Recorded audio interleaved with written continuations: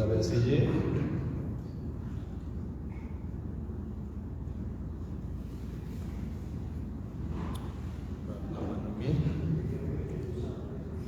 પવિત્ર બાપ, અમે તમારો પુષ્કળ આભાર માનીએ છીએ પ્રભુ.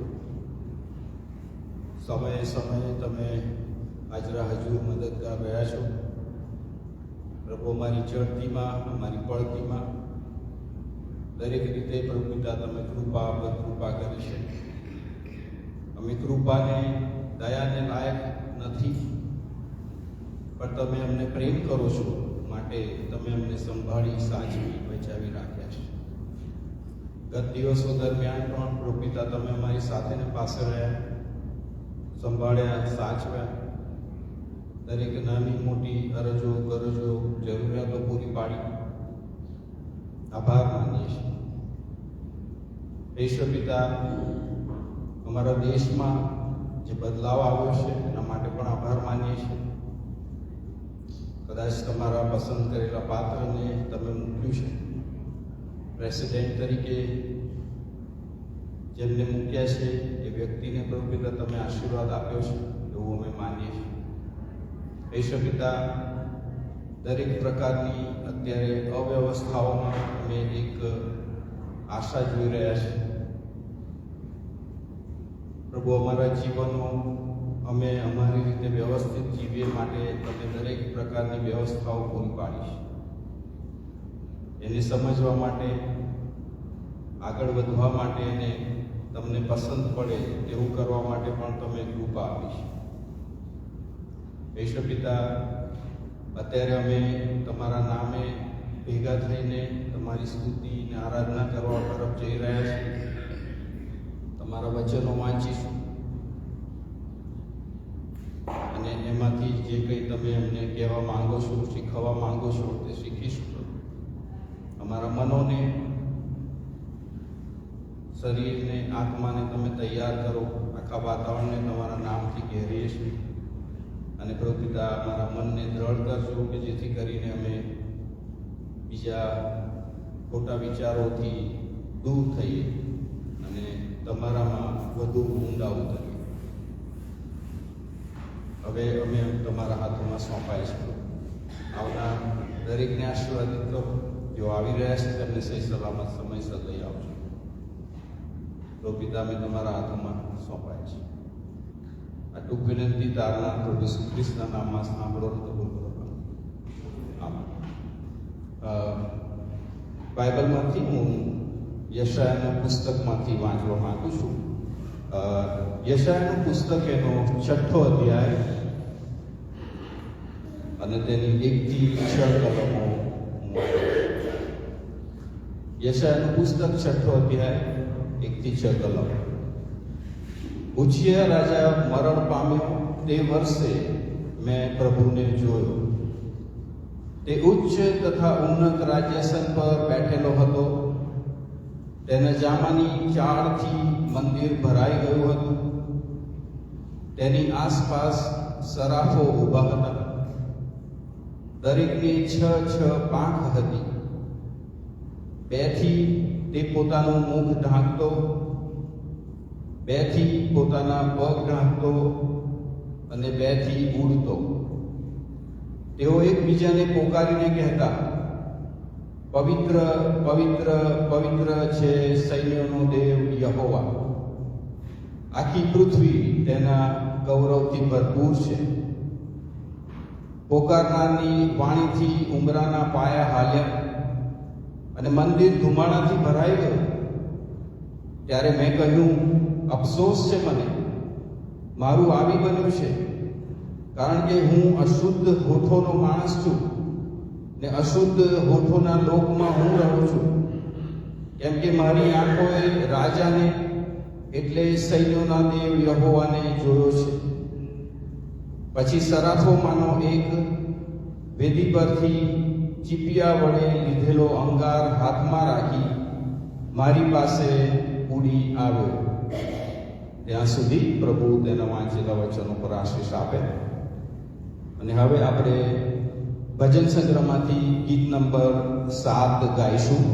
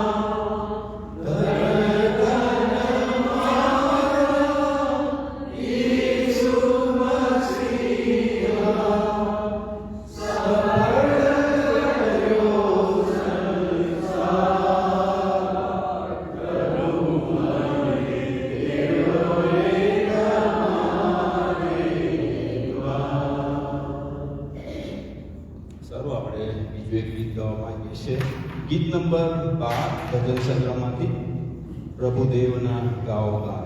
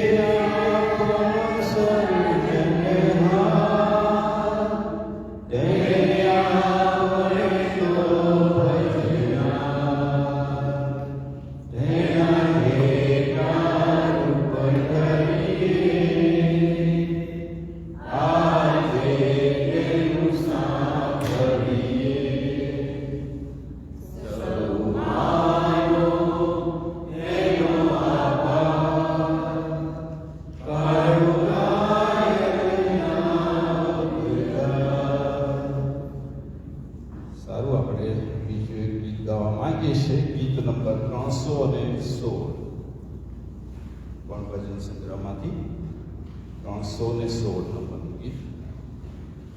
ઈસુના નામને સ્મરું છું તે મનને લાગે ઇષ્ટ.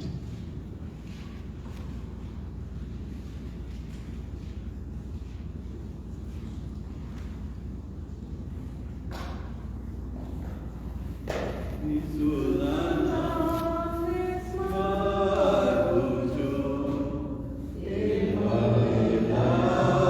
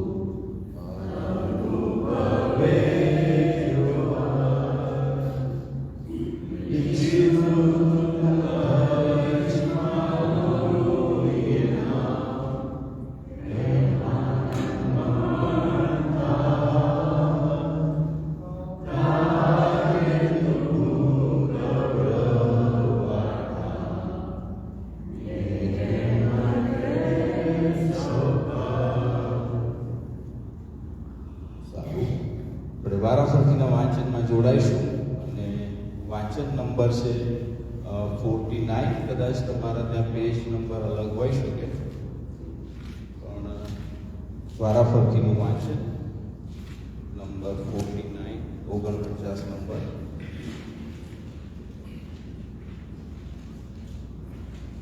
ઈશ્વરની મહાન કૃપા.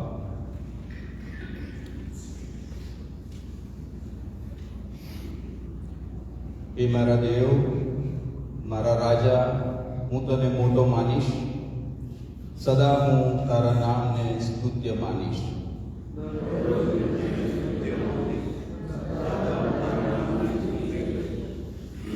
યહોવા મોટો અને બહુ જ સ્તુતિ પાત્ર છે, તેનું મહાત્મ્ય અગમ્ય છે.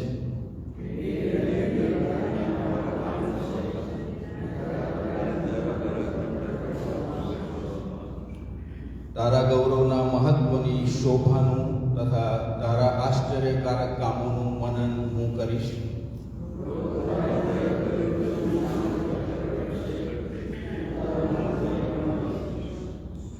તેઓ તારા પુષ્કળ પરોપકારનું સ્મરણ કરીને તારી કીર્તિ ગજાવશે અને તારા ન્યાયપણા વિશે ગાયન કરશે.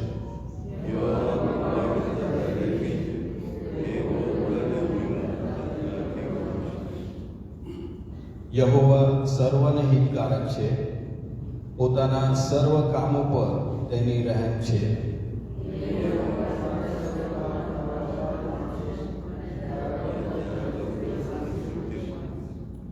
તેઓ તારા રાજ્યના ગૌરવ વિશે બોલશે, તેઓ તારા પરાક્રમ સંબંધી વાતો કરશે.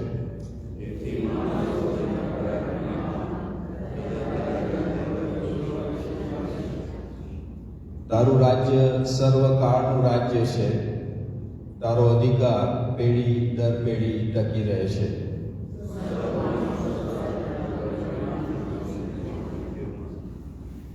સારું, આ સમયે હું જશો અંકલને વિનંતી કરીશ, તેઓ આગળ આવશે અને સ્પેશિયલ ગીત આપશે.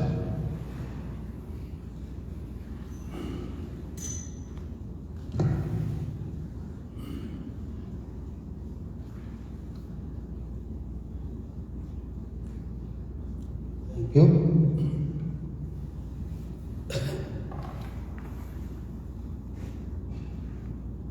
પેઢી દર પેઢી હે પ્રભુ તુજે આશ્રય અમારો રે. પેઢી દર પેઢી હે પ્રભુ તુજે આશ્રય અમારો રે. અમારા અન્યાયોને તારી સન્મુખે મૂક્યા છે. અમારા અન્યાયોને તારી સન્મુખે મૂક્યા છે. અમારા ગુપ્ત પાપો તારા મુખના અજવાળે મૂક્યા છે. પેઢી દર પેઢી હે પ્રભુ તુજે આશ્રય અમારો રે. અમારા સર્વ દિવસો તારા રોષમાં ચાલ્યા જાય. અમારા સર્વ દિવસો તારા રોષમાં ચાલ્યા જાય. કહાણી રૂપે અમારા વર્ષો સત્વર પૂરા થાય. પેઢી દર પેઢી હે પ્રભુ તુજે આશ્રય અમારો રે. દીર્ઘ ઘણા તું આયુષ અમારું જલ્દી કપાતું જાય. દીર્ઘ ઘણા તું આયુષ અમારું જલ્દી કપાતું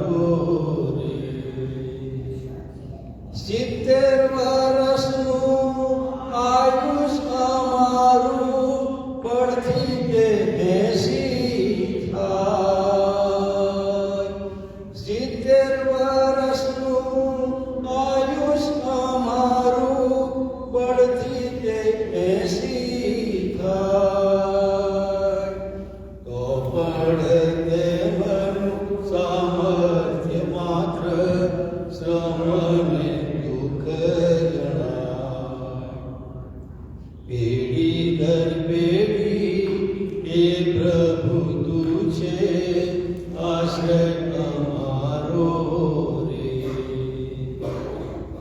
તારા ગુસ્સાને કોપના બળને ઓળખી લે છે કોણ?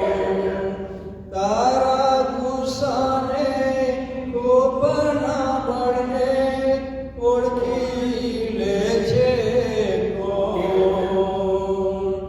એ બધું જાણીને તારી બીક રાખે છે કોણ?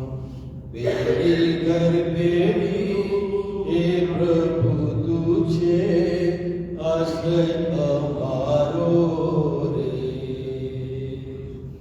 માટે પ્રભુ તું શીખવ અમને ગણતા અમારા દીન. માટે પ્રભુ તું શીખવ અમને ગણતા અમારા દીન. જેથી અમારા અહીંયા ભરાય જ્ઞાન વડે નિષ્ઠી. પેઢી દર પેઢી એ પ્રભુ તું છે આશ્રય અમારો રે.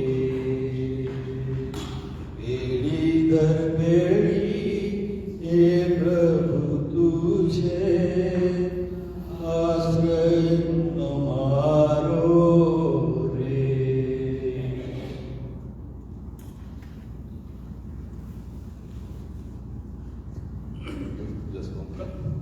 આ સમયે હું જોયભાઈને વિનંતી કરીશ, તેઓ આગળ આવશે અને આપણને મધ્યસ્થીની પ્રાર્થનામાં જોડશે.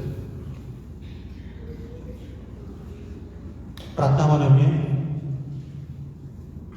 અમારા વાલા જીવન અને કૃપાળુ પરમેશ્વર પિતા, તમારો આભાર માનતા તમારી સ્તુતિ કરે છે વાલા બાપ. આ સુંદર સમય તમે અમને આપ્યો, સુંદર દિવસ તમે અમને આપ્યો, અને અમે બધા આજે તમારા બાળકો તરીકે ગુજરાતી સમાજના પ્રભુજી આસપાસ રહેતા DFW એરિયાના અમે તમારા ઘરમાં તમારું નામ લેવા માટે, તમને મહિમા આપવા માટે, પ્રભુજી તમારી ફેલોશિપનો આનંદ લેવા માટે અમે અહીંયા ભેગા થયા છે. અને આવી કૃપા તમે અમારા પર કરી, અમે એ બધા માટે તમારો આભાર માનતા તમારી સ્તુતિ કરીએ છીએ વાલા. અમે ખાસ કરીને તમારો આભાર માનીએ છીએ કે પ્રભુજી અમે હતા ન હતા છતાં પણ તમારી ઈચ્છા અને યોજનામાં તમારી ઓળખ તમે અમને આપી.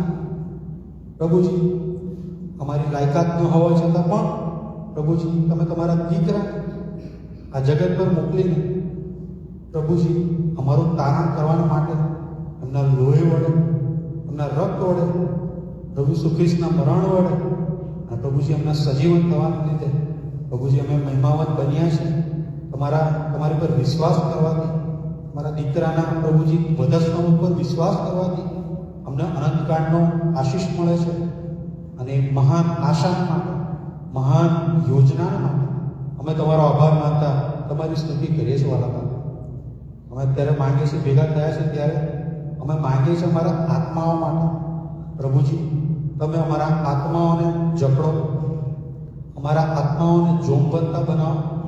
પ્રભુજી જેઓ વિશ્વાસમાં છે પરંતુ હજી જેઓ ઊંઘે છે, જેઓ વિશ્વાસમાં છે એમ છતાં પણ પ્રભુજી જેઓ નિરાશ છે, જેઓ હતાશ છે, જેઓ વિશ્વાસમાં છે એમ છતાં પણ પ્રભુજી જેઓ દુઃખી તથા લાચાર અનુભવ કરી રહ્યા છે, એ બધા માટે અમે વિનંતી કરીએ છીએ. ફરી પાછો વિશ્વાસ તાજો કરો. તમારી મહાન યોજના, તમારું અસ્તિત્વ એ તમારા વિશ્વાસીઓને ફરી પાછું દેખાય અને પ્રભુજી તમારા બાળકો દ્વારા, તમારી અલગ અલગ યોજનાઓ દ્વારા પાછો વિશ્વાસ તાજો થાય.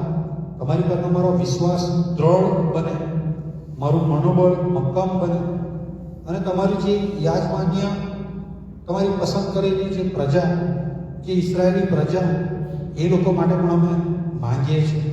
પ્રભુજી તમારી તરફ પાછા ફરે અને પ્રભુજી જૂનો ધર્મ મૂકીને પ્રભુજી તમારા દીકરા પ્રભુ ઈસુ ખ્રિસ્ત પર વિશ્વાસ કરે.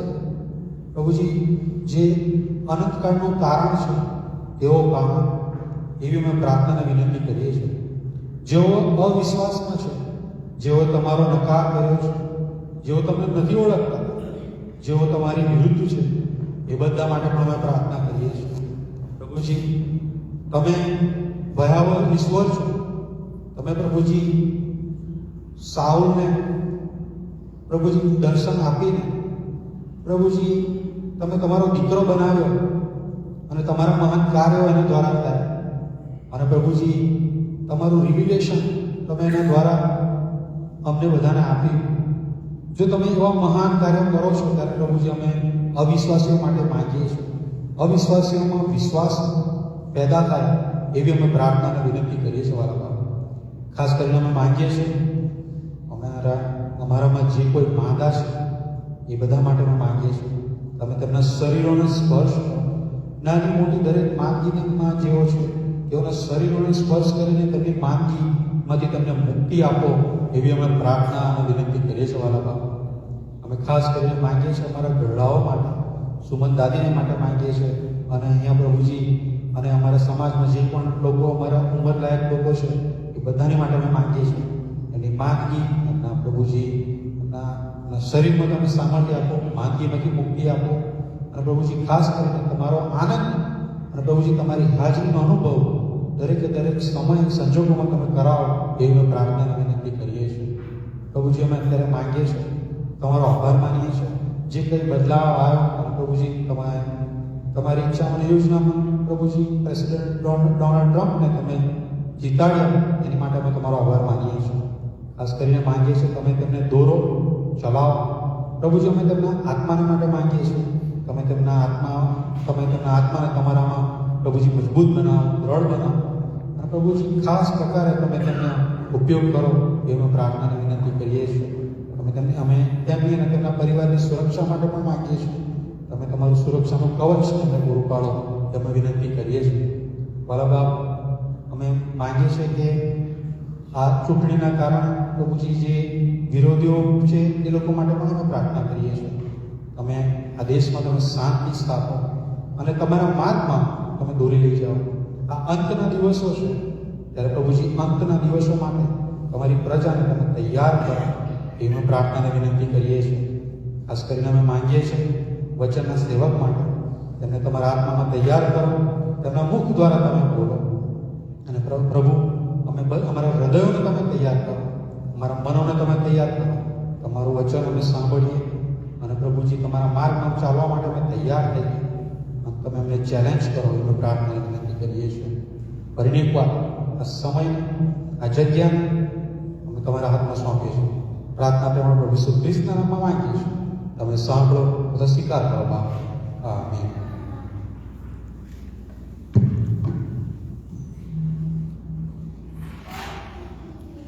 શરૂઆતે અમિતભાઈનું વિનંતી કરીશ કે તેઓ આગળ આવશે અને પ્રભુના વચનો આપણી મધ્યે આવશે.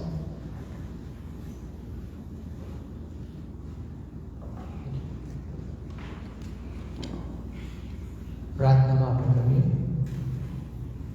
પ્રભુ, અમે ફરીથી તમારી આગળ રમીએ છીએ ત્યારે પ્રભુ નવા વર્ષમાં પ્રભુ અમે કેટલાક નિર્ણયો કરવા માંગીએ છીએ પ્રભુ.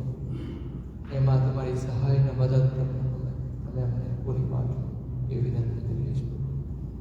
પ્રભુ, મને તમારા મદદથી પાછળ રાખજો, તમારા વચનો પ્રગટ કરવા સામર્થ્ય આપજો એ વિનંતી કરીએ છીએ. પ્રભુ, તમારો વચનો મારા દરેકના જીવનમાં કાર્યરત બને. પ્રભુ, તમને જ માન, મહિમા અને ગૌરવ મળે માટે તમારી ખાસ દયાની કૃપા માંગીએ છીએ. આ ટૂંકી વિનંતી પ્રાર્થના મધ્યસ્થ પ્રભુ ઈસુ ખ્રિસ્તના નામે સૌનો સ્વીકાર કરવા. આમેન.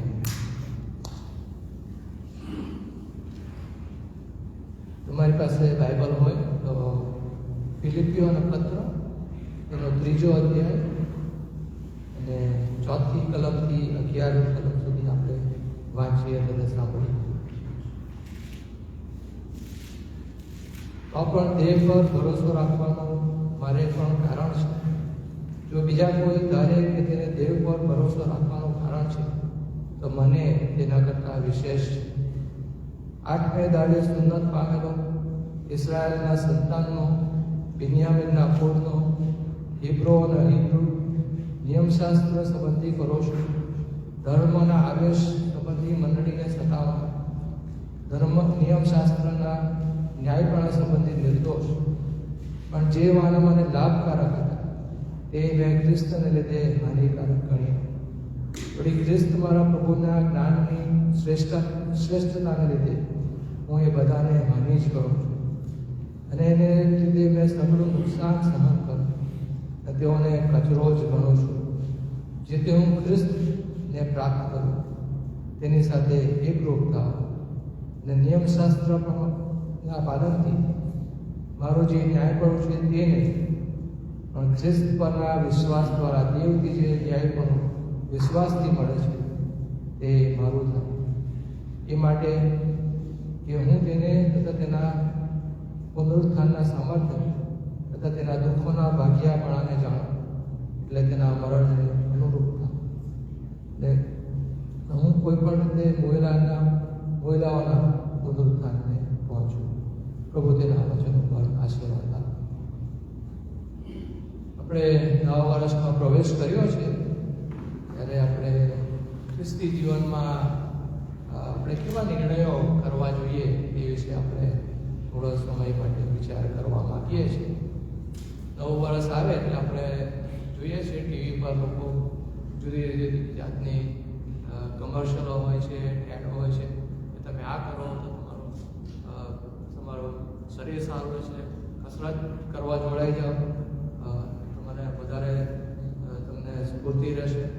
એવા બધા જાત જાતના નિર્ણયો કરવા આપણને દોરાવવામાં આવે છે અને આપણે પોતે પણ ઘણા બધા નિર્ણયો આપણે કરીએ છીએ. પરંતુ આ નિર્ણયો બધા સારા છે, પણ આપણે ખ્રિસ્તી વિશ્વાસને માટે કેવા નિર્ણયો આપણે કરવા જોઈએ તે વિશે આપણે વિચાર કરીએ. સંત પાઉલને વિશે વિચાર કરીએ ત્યારે એમણે પ્રભુને જ્યારે જોયા ત્યારે એમના જીવનમાં એક પરિવર્તન આવ્યું, એક બદલાણ એવું આવ્યું અને એમણે કેટલાય નિર્ણયો એમણે કર્યા જેનું વર્ણન ફિલિપીઓના પત્રમાં કરવામાં આવ્યું છે. સામાન્ય રીતે જ્યારે આપણે સંત પાઉલના વિશે વિચાર કરીએ, એમને જે દર્શન થયું તે વિશે વિચાર કરીએ ત્યારે આપણે જાણીએ છીએ કે જ્યારે તેઓ દમસ્કના રસ્તા પર જતા હતા ત્યારે એમને એ દર્શન થયું અને એ સમયે તેઓ મંડળીને સતાવવા એ જતા હતા અને ત્યાં એમને જે ત્યાંના જે યાજકો હતા, મુખ્ય યાજકો અને શાસ્ત્રીઓ અને ફરોશીઓ, એમની પાસેથી એમણે પરવાનગી મેળવી જેથી કરીને આ મંડળી જે છે અને તે સમયે મંડળીને એ લોકો એક શબ્દ વાપરતા જે માર્ગ પર ચાલવાના લોકો, એ સમયે એમને મંડળી નહોતા કહેતા પણ માર્ગ પર ચાલનારા લોકો સંબોધવામાં આવે છે. આ માર્ગ પર પાઉલને એમ કે આ જે લોકો આ માર્ગ પર જાય છે એ માર્ગ યોગ્ય નથી અને એમને સારા જે અસલી જે માર્ગ છે યહૂદીઓનો માર્ગ એની ઉપર એમને લઈ આવવાની જરૂર છે. અને તેથી એ ત્યાં દમસ્કમાં રસ્તાઓ પર ત્યાં જાય છે. ત્યાં એમને એક પ્રભુનો એવો અનુભવ થાય છે કે જે એમનું જીવન એ સંપૂર્ણ રીતે બદલાઈ જાય છે. અને આ ફિલિપીઓના પત્રમાં જ્યારે આપણે આવીએ ત્યારે ફિલિપીઓના પત્રમાં ઘણી બધી સારી બાબતો લખવામાં આવે છે. એમાં બહુ ટીકા કરવામાં આવેલી હોવાની જોવા મળતી નથી. ગલાતીઓના પત્રમાં જોઈએ તો ત્યાં ઘણા બધા પ્રશ્નો હતા, કોરિન્થીઓના પત્રમાં જોઈએ તો ઘણા બધા પ્રશ્નો હતા, પણ ફિલિપીઓના પત્રમાં બહુ ખાસ કોઈ ટીકા કરવામાં આવી જોવાનું મળતું નથી. પરંતુ ત્રીજા અધ્યાયની પહેલી 3 કલમોમાં પાઉલ એમને ચેતવણી આપે છે. ત્યાં કેટલાક એવા લોકો આવી રહ્યા છે કે જે લોકો આ ફિલિપીના લોકો છે એમને સુન્નત કરાવવાની ફરજ એ પાળવા પ્રયત્ન કરે છે. અને આવું જ આપણે જોઈએ છે ગલાતીઓના પત્રમાં પણ જ્યારે આપણે વાંચીએ તો ત્યાં પણ આવી જ બાબતો જોવા મળે છે. કેટલાય લોકો આવ્યા ત્યાં ગલાતીઓની મંડળીમાં અને એ લોકો આ ગલાતીઓની મંડળીના લોકોને પણ એ સુન્નત કરવાની ફરજ પાડવા માંગતા હતા. અને એ જ બાબત અહીંયા પણ જોવા મળે છે. અને આ બાબતને પાઉલ બહુ સખત શબ્દમાં એને વખોડી નાખે છે. એમને કૂતરાઓ કહે છે. જે લોકો પોતાને ન્યાય ને યહૂદીઓ ખરા યહૂદી ને ખરા વિશ્વાસીઓ છે એ લોકોને કૂતરાઓ તરીકે એમનું કહીને એમને વખોડી નાખે છે. હવે આપણે અહીંયા અમેરિકામાં રહીએ છીએ, કૂતરાઓ ઘણા લોકોની પાસે કૂતરાઓ હોય છે અને કૂતરાઓ પર ઘણો પ્રેમ પણ હોય, પરંતુ એ યહૂદીઓમાં કૂતરાઓ અશુદ્ધ પ્રાણી ગણાતા હતા. અને જ્યારે સંત પાઉલ આ લોકોને કૂતરાઓ તરીકે સંબોધે છે ત્યારે એમને ખરેખર એમને એમની જે પ્રયત્ન છે એમને વખોડી નાખે છે. ત્યાર પછી ચોથી કલમથી તે છઠ્ઠી કલમમાં યહૂદી હોવાના કયા કયા લાભો છે એનું પણ ત્યાં વર્ણન કરવામાં આવેલું છે. સૌ પ્રથમ એમ કહે છે કે 8મા દિવસે સુન્નત પામેલો. હવે આપણે પ્રશ્ન થાય કે આ 8મા દિવસે સુન્નત પામેલો એ કંઈ બહુ મહત્વની વાત નથી. બધા જ યહૂદીઓ હોય તો 8મા દિવસે સુન્નત પામેલો હોય. પરંતુ તમે યાદ કરો કે જ્યારે સૌ પ્રથમ સુન્નત કરવામાં આવી બાળકની, તે ઇસ્માઇલની સુન્નત કરવામાં આવી. અને ઇસ્માઇલ 13 વર્ષનો હતો ત્યારે તેની સુન્નત કરવામાં આવી. એટલે જ્યારે એમ કહે છે કે 8મા દિવસે સુન્નત પામેલ, એટલે કે ઇસરાયલ જે યાકૂબની જેમ હું સુન્નત પામેલ, ઇસ્માઇલની જેમ ઈસાકની જેમ હું સુન્નત પામેલો વ્યક્તિ છું. ત્યાર પછી એમ કહે છે કે ઇસરાયલનું સંતાન તરીકે ઓળખાવે છે. ઇસરાયલનું સંતાન આપણે જાણીએ છીએ કે યાકૂબને ઇસરાયલ નામ આપવામાં આવેલું. યાકૂબ તરીકે ઓળખવામાં નહીં આવ્યો, પ્રભુએ એને નવું નામ આપ્યું, ઇસરાયલ. અને ઇસરાયલ વિશે આપણે વિચાર કરીએ તો એ તો આશીર્વાદ પામેલા લોકો તરીકે આપણે એમને સમજીએ છીએ. આશીર્વાદ પામેલા. જેથી જ્યારે એમ કહે છે કે હું ઇસરાયલનો કુળનો, તો એનો અર્થ એવો કહેવા માંગે છે કે હું આશીર્વાદ પામેલી વ્યક્તિ છું. ત્યાર પછી એમ કહે છે કે બિન્યામીનના કુળ. આ બી બાબત એમના માટે અભિમાન કરવામાં યોગ્ય હતી, કારણ કે ઇસરાયલની અંદર 2 જ કુળ એવા હતા કે જેમાંથી રાજા ઉત્પન્ન થયા. સૌપ્રથમ રાજા બિન્યામીનના કુળમાંથી શાઉલને આપણે જોઈએ છીએ. ત્યાર પછી યહૂદાના કુળમાં દાઉદના જે સંતાનો છે એને જોઈએ છીએ. અને આ બંને કુળો, બિન્યામીનનું કુળ ને યહૂદાનું કુળ, એ બહુ સંપથી એ છેલ્લે સુધી એ લોકો ત્યાં એ રહેતા હતા. ત્યાર પછી એમ કહે છે કે હિબ્રુઓનો હિબ્રુ. ને આપણને એમ લાગે કે હિબ્રુઓનો હિબ્રુ જ હોય ને, પણ એવું જરૂરી નથી. એ સમયે અને આજે પણ એ લોકો યહૂદીઓ માને છે કે જો તમારા એક મા કે અથવા તમારે એક બાપ એ જો યહૂદી હોય તો તમે પોતાને યહૂદી કહેવાવી શકો. પણ એમ કહે છે કે હું હિબ્રુ અને હિબ્રુ, એટલે કે મારા માય હિબ્રુ હતા અને મારા પિતા પણ હિબ્રુ હતા. એટલે બહુ અભિમાન કરવાની બાબત એમને અહીંયા જોવા મળે છે. તો પછી એમ કહે છે કે નિયમશાસ્ત્ર વિશે ફરોશી હતા. એનો ઉલ્લેખ પણ નવા કરારમાં ઘણી બધી જગ્યાએ જોવા મળે છે. ગમાલિયેલના ચરણો છે, એમણે અભ્યાસ કર્યો હતો. પ્રેરિતોના કૃત્યોના 26મા અધ્યાયમાં અગ્રિપા રાજા સમક્ષ તેઓ પોતાને ફરોશી હોવાનું કહી બતાવે છે. તો પછી એમ કહે છે કે ધર્મના આવેશમાં મંડળીને સતાવનાર. ને આપણે જાણીએ છીએ પાઉલ કેવી રીતે મંડળીની સતાવણી કરતા હતા. પછી એમ કહે છે કે નિયમશાસ્ત્ર સંબંધી નિર્દોષ. અને એનો અર્થ એવો નહીં થાય કે પ્રભુ પણ એ નિયમ પાળવામાં બહુ ચુસ્ત હતા.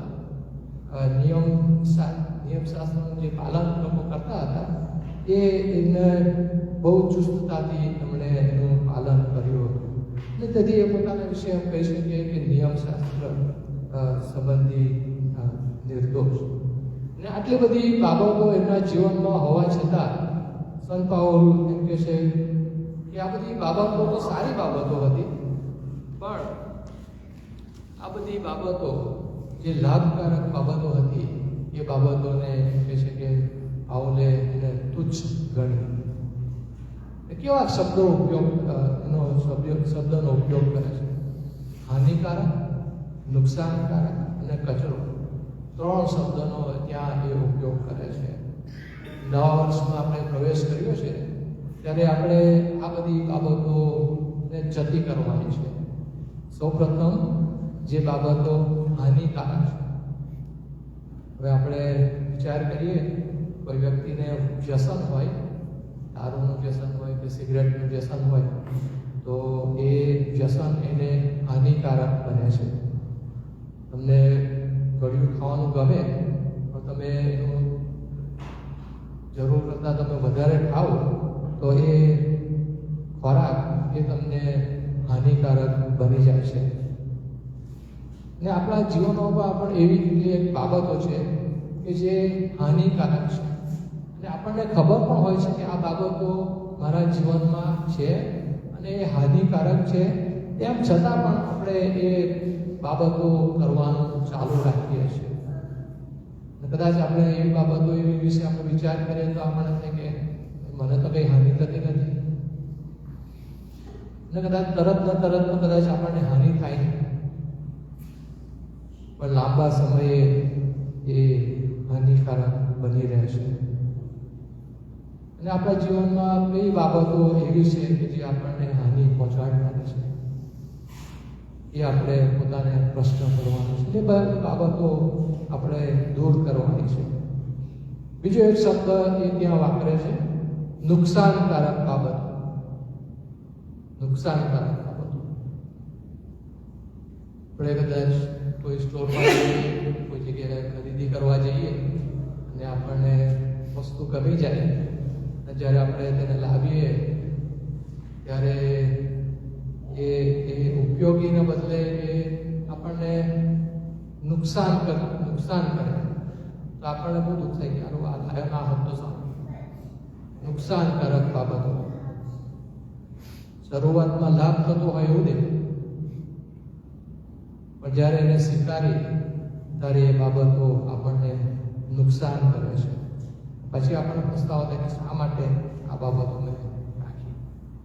ને એવી આપણા જીવનોમાં પણ આપણી બાબતો આપણા જીવનમાં હોઈ શકે કે જે તરત ને તરત આપણને નુકસાન કરતી હોય એવું જોવા મળે નહીં, પણ આપણે વિચાર કરીએ, લાંબો વિચાર કરીએ તો આપણને ખબર પડે કે આ બાબતો ખરેખર એ નુકસાનકારક બાબતો છે. કદાચ તરત ને તરત નુકસાન ન પણ કરે, પણ એ બાબતો નુકસાનકારક બાબતો છે અને એ બાબતો આપણે દૂર કરવાની છે. નુકસાનકારક બાબતો. બીજો જે શબ્દ ત્યાં વાપરે છે એ શબ્દ તો કચરો. જે બાબતો મને લાભકારક હતી એને હું નુકસાનકારક ગણું છું, કચરો ગણું છું. હવે આપણે જાણીએ છીએ આપણે કદી કચરાનો સંગ્રહ કરતા નથી. હવે અમુક લોકો એવા હોય છે કે જેને હોર્ડિંગ કરે, બધું જૂનું વસ્તુ હોય ઘરમાં નાખી મૂકે અને બધું ઘર ખરાબ થઈ જાય. આપણે સામાન્ય રીતે કચરો જે હોય એને આપણે બિનમાં નાખી અને પછી ભરાઈ જાય એટલે આપણે એને બહાર નાખી દઈએ છીએ. કચરાનો આપણે કદી સંગ્રહ કરતા નથી. ને આપણા જીવનમાં પણ એવી બાબતો એવી છે કે જે તદ્દન કચરો છે, તદ્દન નકામી કચરો બાબતો કે જે આપણને હાનિ કરે, નુકસાન કરે, આપણા જીવનને દુર્ગંધ લાગે એવી બાબતો આપણા આપણા જીવનમાં આપણે ઘણી વખત રાખી મૂકીએ છીએ અને એ બધી બાબતોને પણ આપણે દૂર કરવાની છે. સંત પાવલ એમ કહે છે આ બધી બાબતોને હું કચરો જ ગણું છું, એને દૂર કરવાની જરૂર છે. હવે આપણે 3 બાબતો જોઈ કે જે નકારાત્મક હતી, હાનિકારક બાબતો, નુકસાનકારક બાબતો અને કચરો. અને 3 બાબતો એવી છે કે જે આપણે અપનાવવાની છે. પવિત્ર આત્માના મદદ વડે આપણે એને અપનાવવાની છે. હકારાત્મક બાબતો એ આપણે કહી શકીએ, પોઝિટિવ બાબતો એને કહી શકીએ. પહેલી 2 બાબતો, પહેલી બાબતો 7મી અને 8મી કલમમાં જોવા મળે છે. એમ કે છે 7મી કલમમાં એમ કે છે મેં ખ્રિસ્તને લીધે હાનિકારક કરી. 8મી કલમમાં એમ કહે છે કે વળી ખ્રિસ્ત મારા પ્રભુના જ્ઞાનની શ્રેષ્ઠતાને લીધે હું બધાને હાનિ જ કરું છું. ખ્રિસ્ત અને ખ્રિસ્તનું જ્ઞાન, એ 2 બાબતો એ અહીંયા જોવા મળે છે.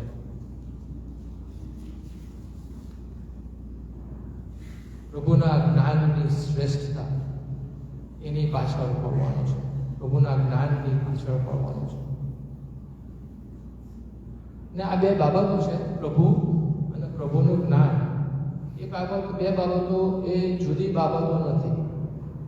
ગણનાના પુસ્તકમાં તમે આવો તો ત્યાં હારૂનનો આશીર્વાદ જોવા મળે છે. ત્યાં એમ કહે છે કે હવે તને આશીર્વાદ આપો, તો રક્ષણ કરો, પોતાનો મુખનો પ્રકાશ તારા પર પાડો અને કૃપા કરો, એવા પોતાના મુખ તારા પર ઉઠાવો અને તને શાંતિ આપો. ને આ બધી બાબતો એક જ બાબતો છે, પ્રભુનો આશીર્વાદ. પ્રભુનો જો આશીર્વાદ હોય તો જ આપણને રક્ષણ મળે. પ્રભુનો મુખનો પ્રકાશ વગર આપણને શાંતિ મળે નહીં. અને એ જ બાબત જુદી જુદી રીતે અહીંયા પ્રગટ કરવામાં આવી છે. તેથી આ જે 2 બાબતો છે, ખ્રિસ્ત અને ખ્રિસ્તના જ્ઞાનની શ્રેષ્ઠતા, એ એક જ બાબત છે. જુદી જુદી બાબત નથી, પણ જુદી જુદી રીતે એનું વર્ણન કરવામાં આવ્યું છે અને રજૂ કરવામાં આવ્યું છે. ખ્રિસ્તને પ્રાપ્ત કરો, ખ્રિસ્તના જ્ઞાનને પ્રાપ્ત કરો, એ એક જ બાબત છે. 8મી કલમમાં જે શબ્દ વપરાયેલો છે એ એમ કહે છે કે હું ખ્રિસ્તને પ્રાપ્ત કરું. હવે જે પ્રાપ્ત કરવું એ શબ્દ છે એ બહુ ટ્રાન્સલેશન, ભાષાંતર બહુ યોગ્ય કહી શકાય નહીં, કારણ કે ત્યાં ગ્રીક ભાષાની અંદર કર્ડોસ શબ્દ વાપરેલા છે. કર્ડોસ એટલે લાભ. એ જ બાબત આપણે પાઉલ કહે છે કે જીવવું તે ખ્રિસ્ત અને મરવું તે લાભ છે. ત્યાં એ જ શબ્દ ત્યાં વાપરવામાં આવેલો છે. ખ્રિસ્તને પ્રાપ્ત કરવું અથવા ખ્રિસ્તનો લાભ પ્રાપ્ત કરવો, એ અહીંયા જોવા મળે છે. ને આપણને પ્રશ્ન થાય કે ખ્રિસ્તને પ્રાપ્ત કરવું, ખ્રિસ્તનો લાભ પ્રાપ્ત કરવો, એ કેવી રીતે બને? એનો અર્થ આપણે શું કરી શકીએ? આપણે જોયું કે આપણે નુકસાનની બાબતોને એને વર્ણન કરવામાં છે. એમ કહે છે મેં સઘળું નુકસાન કર્યું, સઘળું સહન કર્યું. જે એને જગત તરફથી મળતો હતો, જે માન અને સન્માન એનો ભોગવો હતો, ફરોશી હતો, વિદ્વાન હતો, લોકો એનું સાંભળતા હશે, એ બધું એ ખ્રિસ્તીથી થતા એના જે લાભો કરતા એને બહુ ગૌણ એને લાગે. આ ખ્રિસ્તીથી જે લાભો થાય છે એ એટલા બધા સારા છે, એટલા બધા શ્રેષ્ઠ છે કે આ બીજા બધા લાભો મને પસંદ નથી. ને કયા લાભો? તો પ્રભુનું આધિપત્ય સ્વીકારવાનો લાભ, નમ્ર બનીને પસ્તાવો કરીને પ્રભુને પોતાના તારણહાર બનાવવાનો લાભ, પ્રભુ પિતાથી જે ન્યાય પણ આપણને મળે છે એ સ્વીકારવાનો લાભ, પ્રભુ ઈસુની સાથે પવિત્ર આત્માના દ્વારા જે નિકટ સંબંધ આપણને બંધાય છે એનો લાભ આવો મેળવવા માંગતા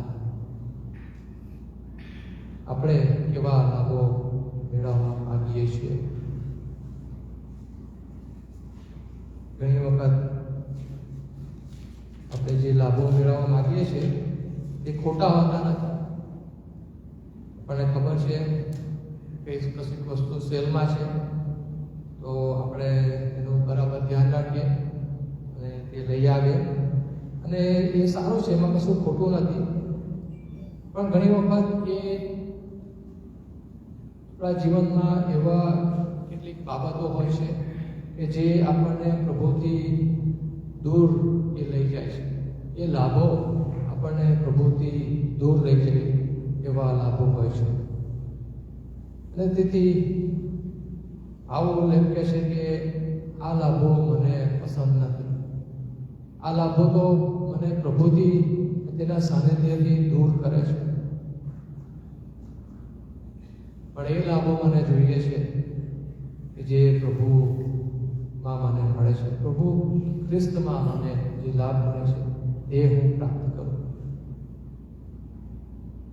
ને આ બધી બાબતો, લાભ મેળવવાની બાબતો આપણા જીવનોમાં ઘણી વખત આપણે જોઈએ છીએ કે આપણને લાભ થતો હોય પણ એ લાંબા સમય માટે લાભ ના થાય, પણ પ્રભુથી આપણને દૂર લઈ જાય. અને પ્રભુ ઈસુ પોતે પણ એક પ્રશ્ન આપણને કરે છે. પ્રભુ કહે છે કે જો તમે આખું જગત મેળવો અને તમારા આત્માનો હાનિ થાય તો તમને શો લાભ થાય? તમને કશો લાભ નહીં. તમે બધું મેળવ્યું હોય, બધું એકત્ર કર્યું હોય, એકઠું કર્યું હોય, પૈસા બચાવ્યા હોય, પણ જો તમને એ બધી બાબતો પ્રભુથી દૂર લઈ જતી હોય તો એમાં તમને કયો લાભ થાય? જે લાભો નાશવંત છે, થોડા સમયને માટે છે, એને પ્રાપ્ત કરવા માટે આપણે દોડાદોડ કરી મૂકીએ છીએ. પણ જે લાભ આપણને પ્રભુમાં થતો હોય છે એને માટે આપણે ઘણી વખત બેધ્યાન અને બેપરવા બનીએ છીએ. અને ત્યારે સંત પાઉલ આપણને યાદ દેવડાય છે કે ખ્રિસ્તને પ્રાપ્ત કરો, ખ્રિસ્ત દ્વારા જે મળતો લાભ છે એ પ્રાપ્ત કરો. એક માણસને એ પહાડી દેશમાં હતો અને એ ટ્રેકિંગ કરતો હતો. એનો સામાન લીધો, તમે જરા ફરવા જાઓ, અને એ ફરવા જતો હતો એટલામાં એને એક મોટો પથ્થર દેખાય અને એ પથ્થરની અંદર એક મોટો મોતી એને ત્યાં જોવા મળ્યો. અને એને વિચાર્યું કે ચાલો આને હું લઈ લઉં. પણ એ પથ્થરનું વજન એટલું બધું હતું કે એ પથ્થર લઈ શકે અને એનું જે બેકપેક હતું એ પણ લઈ ના શકે. એટલે એણે શું કર્યું? એણે એનું જે બેગ હતી એ એણે ખાલી કરી દીધી અને જે પથ્થર હતો જેની અંદર મોતી હતું એ એણે લઈને એ ત્યાંથી નીકળ્યો. કયો લાભ એ માંગતો હતો? એ ખરેખર જે બાબતો એના બેગમાં હતી, ખોરાક હોય કે પાણી હોય, થોડો સમય માટે ચાલે, આ મોતી તો કેટલું મૂલ્યવાન હતું. એ ખરેખર લાભ એણે શોધ્યો. એ બાબત આપણે ધ્યાનમાં રાખવાની છે કે ખરેખર લાભ એ તો પ્રભુ ઈસુની અંદર જ મળે છે. એ લાભ આપણે પ્રાપ્ત કરવાનો છે, કેમ કે પ્રભુ ઈસુ ખરેખર શ્રેષ્ઠ છે. બીજી એક હકારાત્મક બાબત ત્યાં 9મી કલમમાં જોવા મળે છે. તે એમ કહે છે કે હું તેનામાં એક રૂપ થામ. હવે ઇંગ્લિશમાં એનું ભાષાંતર બરાબર કરવામાં આવ્યું છે, that I may be found in him. બીજા શબ્દમાં એમ કહીએ કે કે ખ્રિસ્તમાં હું પોતાનું સ્થાન હું જોઈ શકું.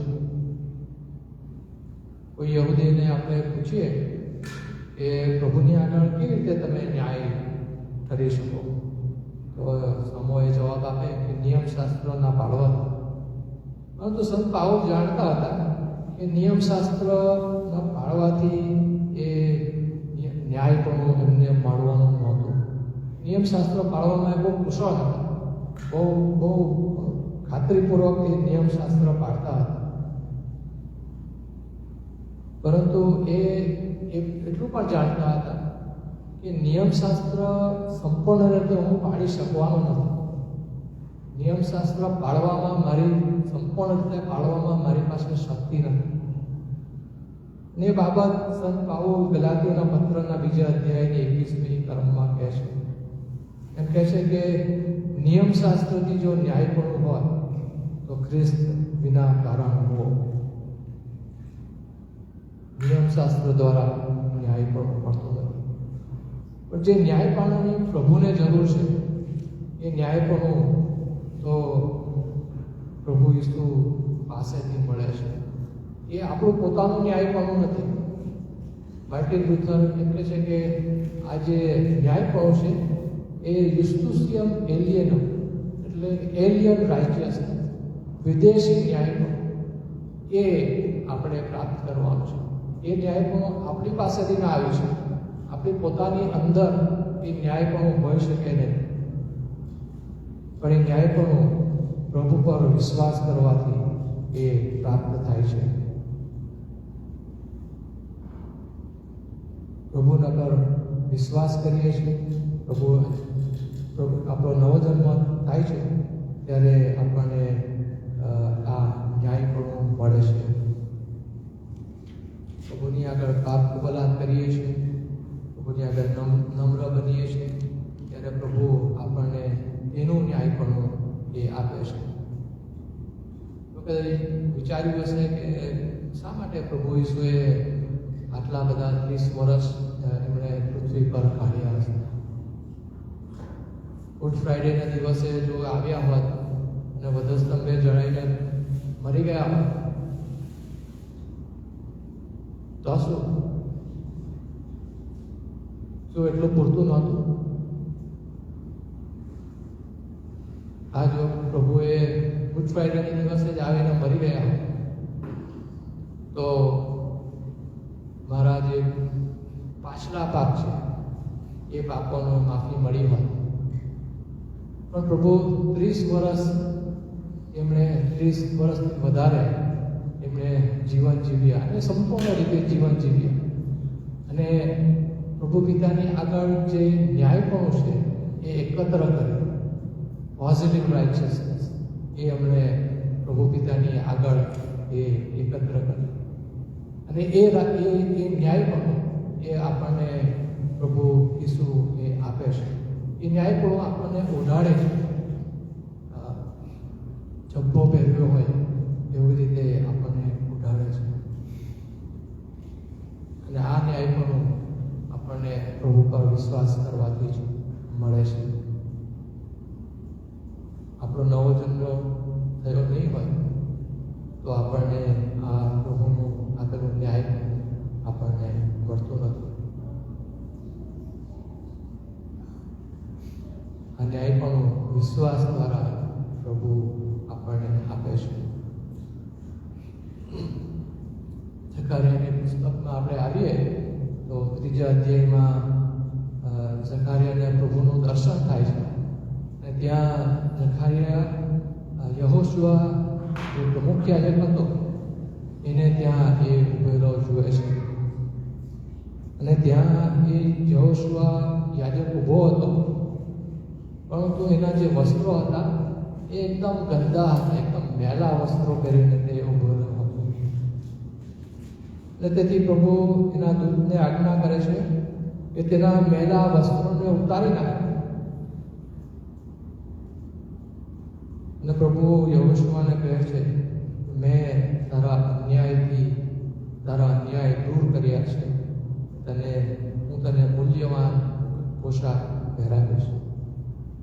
આ મૂલ્યવાન પોશાક એ શું? એ તો પ્રભુનો પોતાનો ન્યાયપણું. એ ન્યાયપણા વગર આપણે પ્રભુની આગળ કદી ઊભા રહી શકીએ નહીં. તેથી આજે આપણે એક પ્રશ્ન કરવાનો છે. આ પ્રભુનું ન્યાયપણું આપણે ઓળ્યું છે કે કેમ? ખાસ કરીને જે જુવાનો છે એમને ખાસ એ પ્રશ્ન કરવાનો છે. શું તમે પ્રભુના ન્યાયપણાથી સજ્જિત છો? પ્રભુનું ન્યાયપણું તમે ઓળ્યું છે? એ પ્રશ્ન આપણે કરવાનો છે. અને ના કર્યું હોય તો પસ્તાવો કરીને આપણે પ્રભુની પાસે આવીએ ત્યારે પ્રભુ એનું ન્યાયપણું એ આપે છે. ત્રીજી હકારાત્મક બાબત સંત પાઉલ એ પામવા માગે છે તે તો પ્રભુના પુનરુત્થાનનું સામર્થ્ય અને તેના દુઃખોનું ભાગ્યાપણું. દુઃખનું ભાગ્યાપણુંને હું જાણું એટલે હું તેના મરણને અનુરૂપ થાઉં. પ્રભુનું પરાક્રમ, પ્રભુનું સામર્થ્ય પ્રભુના પુનરુત્થાનમાં જોવા મળે છે. તો પ્રભુનું શરીર એ નિર્જીવ હતું. એમને મારી નાખવામાં આવ્યા હતા ત્યારે એમનું શરીર એકદમ નિર્જીવ થઈ ગયું. પણ પ્રભુ જ્યારે ઉઠ્યા ત્યારે નિર્જીવ શરીરમાં એમને એમનું જીવન આપ્યું. એમણે પોતે જીવન મૂક્યું ને એવું શરીર ધારણ કરીને ઉઠ્યા એથી એનો કદી નાશ નહીં થાય, કદી માંદું નહીં પડે ને કદી થાક નહીં લાગે. હંમેશા જીવંત રહે, હંમેશા મહિમાવંત રહે એવું શરીર પ્રભુએ પ્રાપ્ત કર્યું. અને એ શરીર આપણને પણ પ્રભુ આપવાના છે. આપણે જો મરી ગયા હોઈશું તો પ્રભુ આપણને પુનરુત્થાનના સમયે આપશે, આપણું પુનરુત્થાન કરશે અને આપણને આપશે. અથવા જો આપણે જીવંત હોઈએ તો આપણું રૂપાંતર કરીને પ્રભુના જેવું મહિમામાં શરીર આપણને મળશે. એટલે પુનરુત્થાનમાં જે પરાક્રમ છે એ પામવા માગે છે. પરંતુ સંત પાઉલ પુનરુત્થાનની સાથે તેના દુઃખો, તેના દુઃખ અને તેનું મરણને પણ એ જોડી દે છે. એટલે આપણને પ્રશ્ન થાય કે શા માટે પુનરુત્થાનની સાથે એમનું મરણને એ જોડી દે? આપણે સમજીએ છીએ પુનરુત્થાનની અંદર સામર્થ્ય છે. પ્રભુએ એમના પરાક્રમ દ્વારા મરણ પર વિજય મેળવ્યો. પરંતુ દુઃખ સહન કરવામાં અને મરણ પામવામાં કેવી રીતે પ્રભુનું સામર્થ્ય એ પાઉલને દેખાય? શું દુઃખ સહન કરવામાં એની અંદર પરાક્રમ છે? મરણ પામવાની અંદર શું પરાક્રમ છે? તો આપણે સમજીએ છીએ કે જ્યારે પ્રભુ ઈસુ મારા, તમારા અને આખા જગતના ગંદા પાપોને લીધે વધસ્તંભ પર લટકાયા ત્યારે એમના મહાન પ્રેમનું સામર્થ્ય આપણને જોવા મળ્યું. એમણે જો ધાર્યું હોત તો એમણે મરણ ના પામે. એમણે કશું ખોટું કર્યું નહોતું. એમણે મરણ પામે એવું કશું કર્યું નહોતું. પરંતુ પ્રભુ પિતા આપણા પર એટલો બધો પ્રેમ કર્યો કે એમણે પ્રભુ ઈસુને મોકલી આપી. અને પ્રભુ ઈસુએ એમના પિતા પર એટલો બધો પ્રેમ કર્યો કે તેમણે પિતાની ઈચ્છા પૂરી કરવા મરણ અને દુઃખ સહન કર્યું.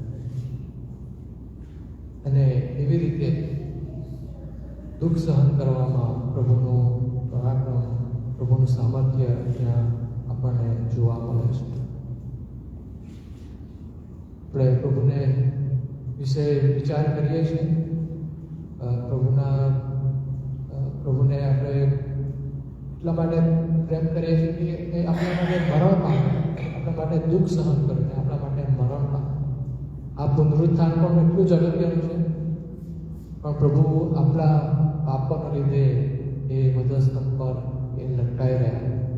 એમણે આપણા પર પ્રેમ બતાવ્યો અને એમાં પ્રભુનું સામર્થ્ય અને એમનું પરાક્રમ એ જોવા મળે છે. એ નવા વર્ષમાં પ્રભુનું પરાક્રમ, પ્રભુનું સામર્થ્યનો આપણે કેવી રીતે અનુભવ કરી શકીશું? તો એનો જવાબ એ છે કે પ્રભુમાં આપણે દુઃખ સહન કરવા દ્વારા. જગતના ધોરણે આપણે જો ચાલીશું તો પ્રભુનું સામર્થ્ય આપણે પ્રાપ્ત કરી શકતા નથી. પણ પ્રભુએ જે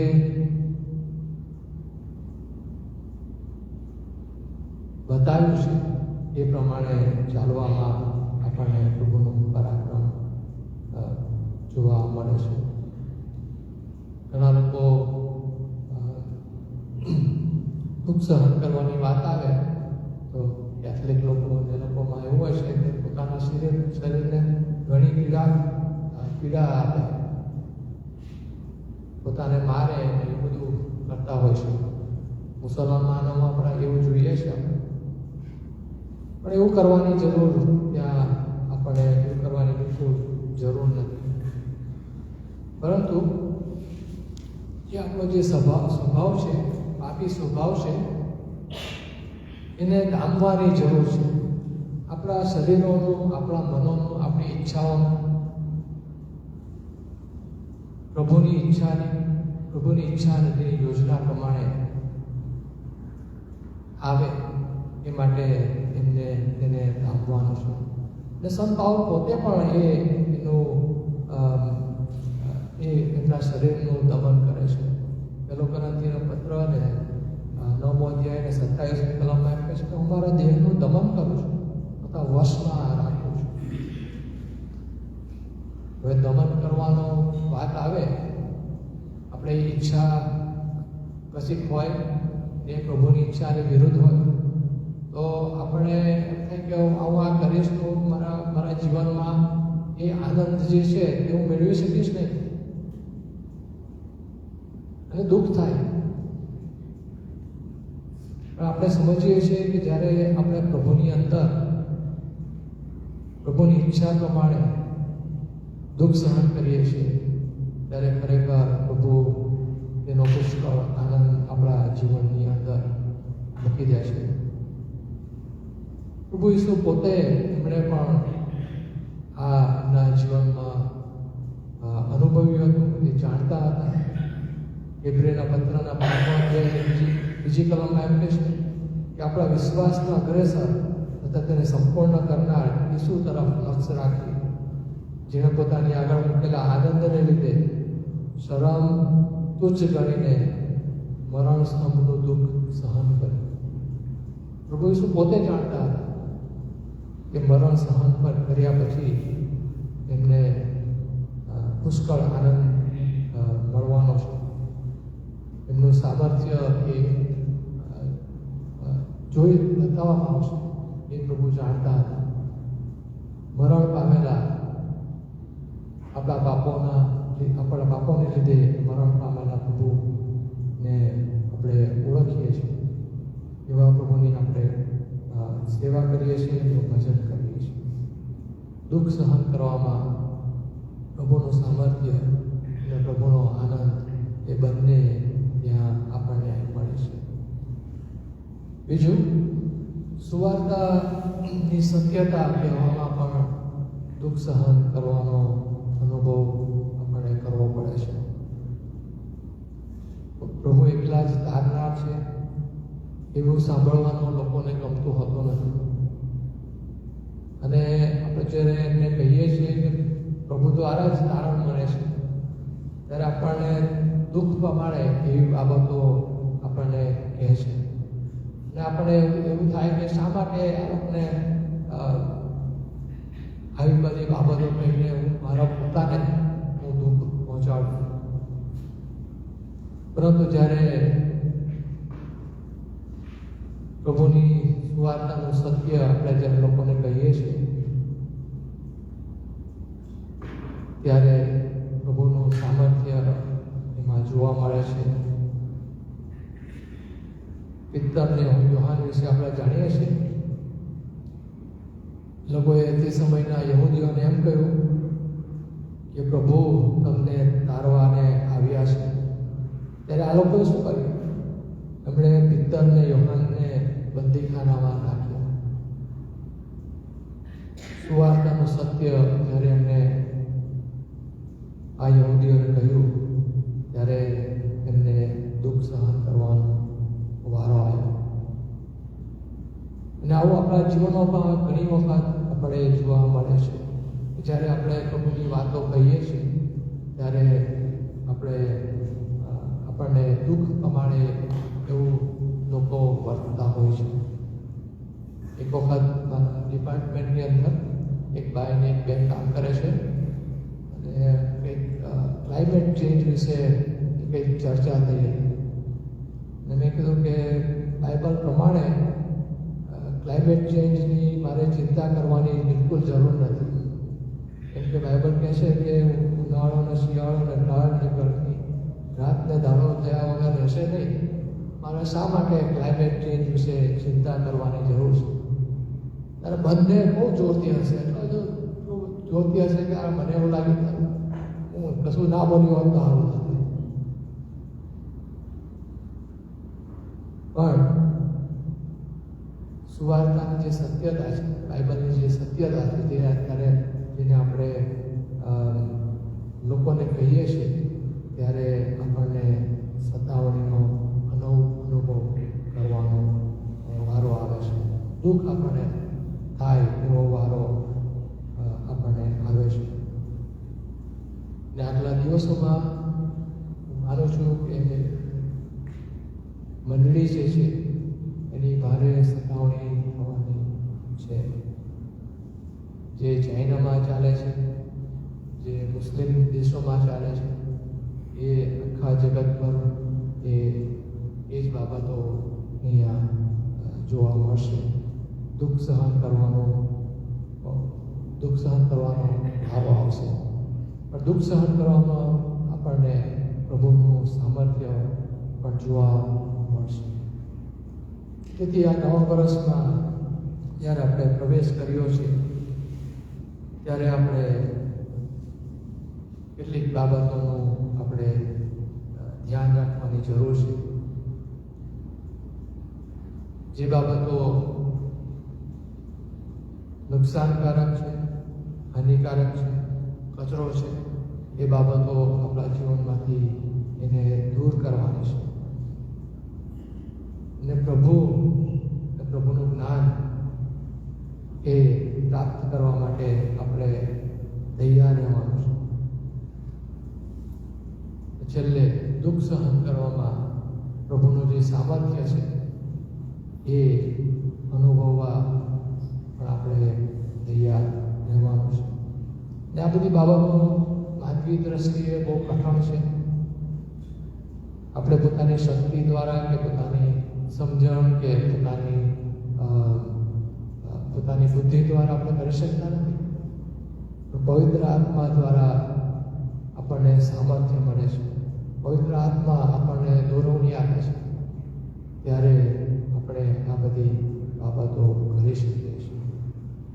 ને આ બધી બાબતો આપણને કરવામાં પ્રભુ સામર્થ્ય આપે. નવા વર્ષમાં આપણને નકામી બાબતો છે એ આપણા જીવનમાંથી કાઢી રાખવા પ્રભુ સહાય કરે.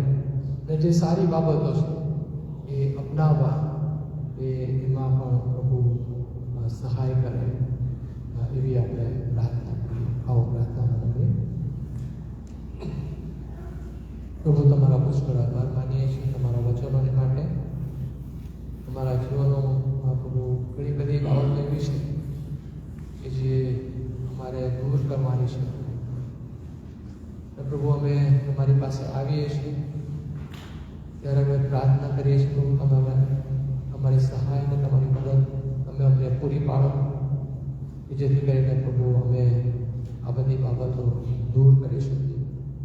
અને પ્રભુ કેટલીક બાબતો જે સારી છે અપનાવવા જેવી છે પ્રભુ એ બાબતો અમે અપનાવી લઈએ. એ બાબતો વિશે મનન કરીએ અને અમારા જીવનોમાં ઉતારીએ માટે તમારે સહાય અને મદદ તમે અમને પૂરી પાડજો.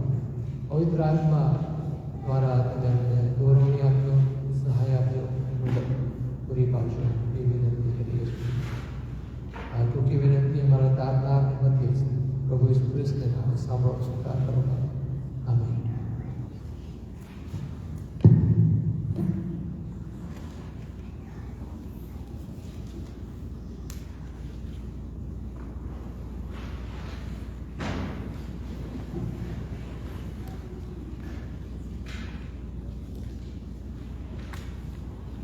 સુંદર વચનો અને ખુલાસા માટે આપણે આભાર માનીએ છીએ.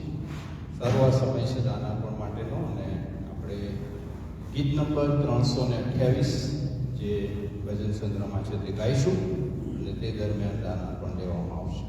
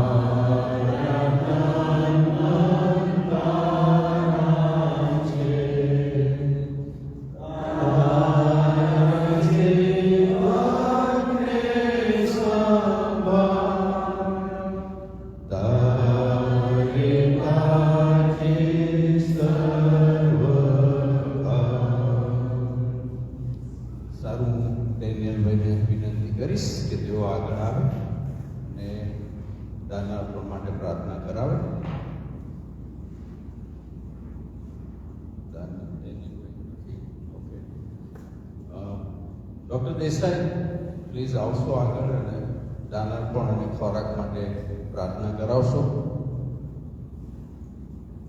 સોરી, મેં દાનિયાબેનને પહેલેથી કહી રાખ્યું હતું.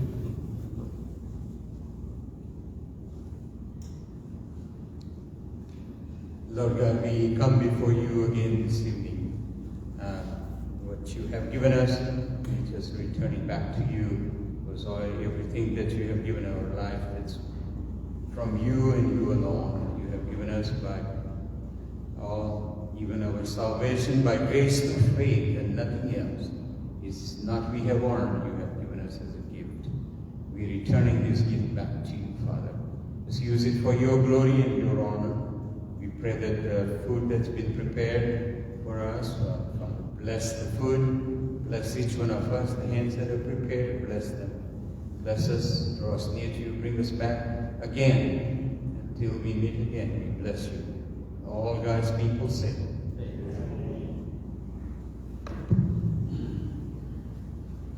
Thank you.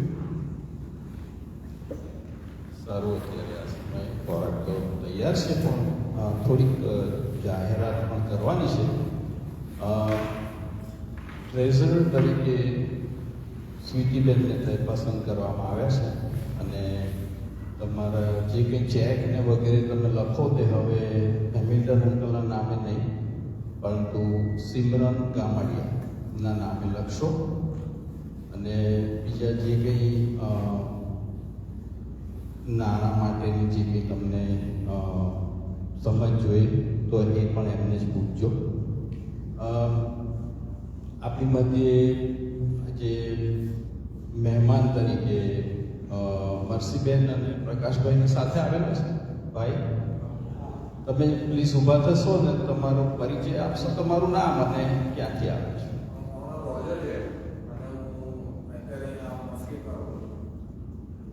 Okay, thank you very much. તમારો અમારી મંડળીમાં આવકાર છે. ઓકે, અને આજે આઈ થિંક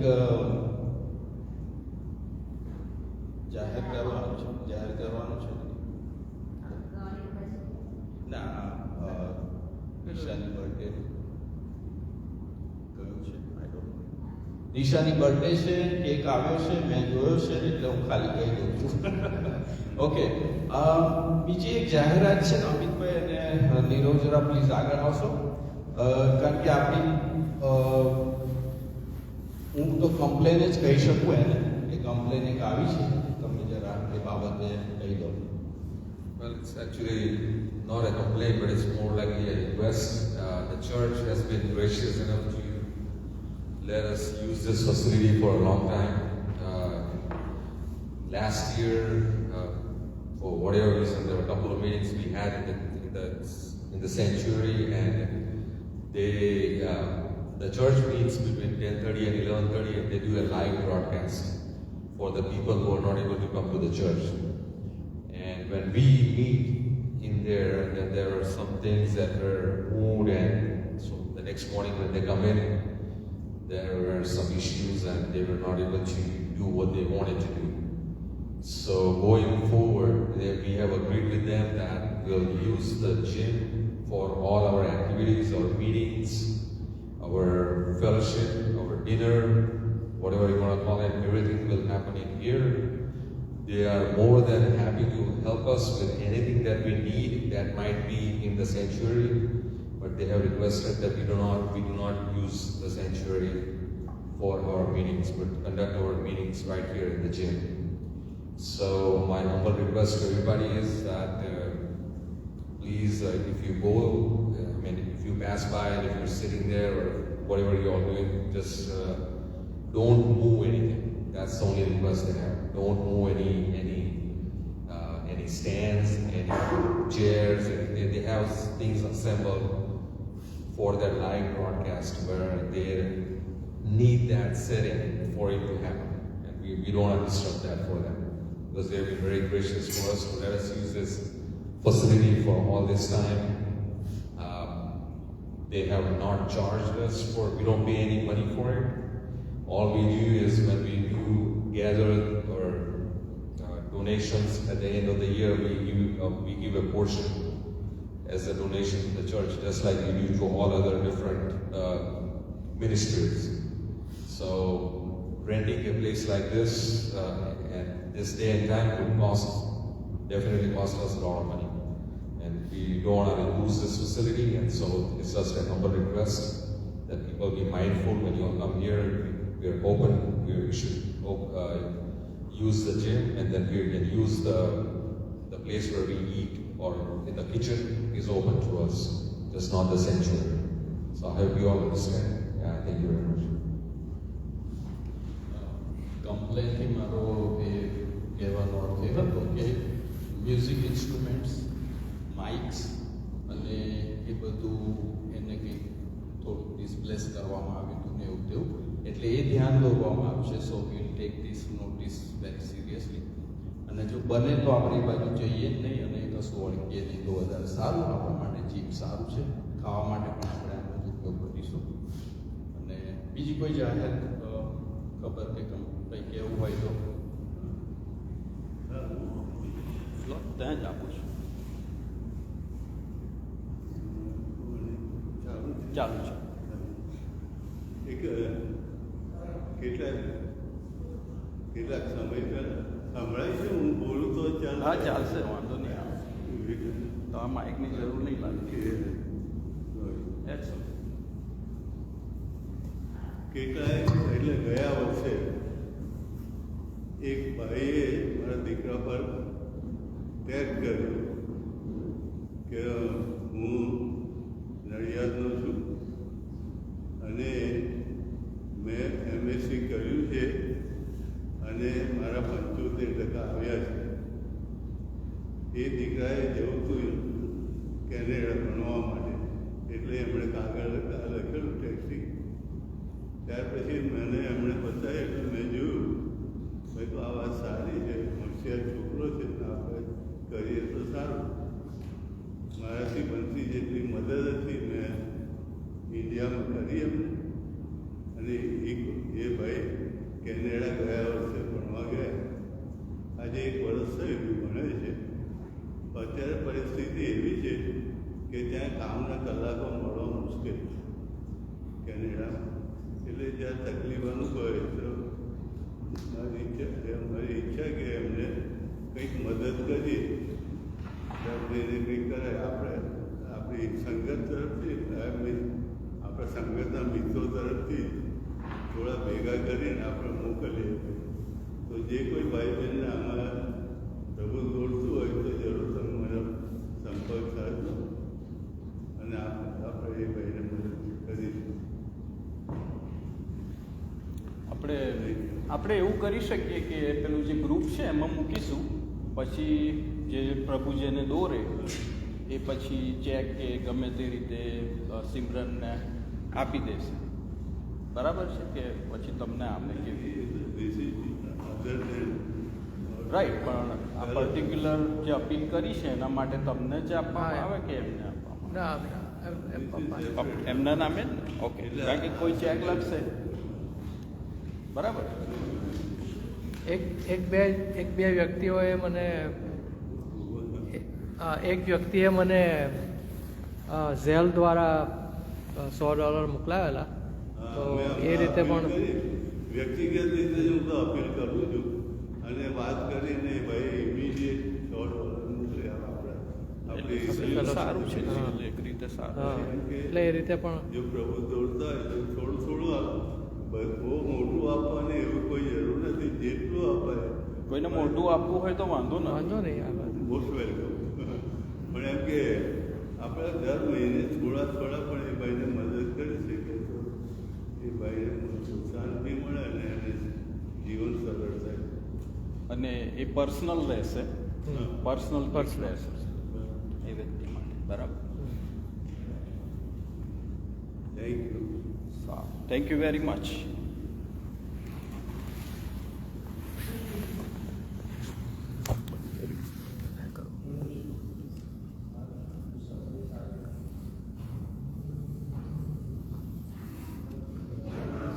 કેટલી લાગે?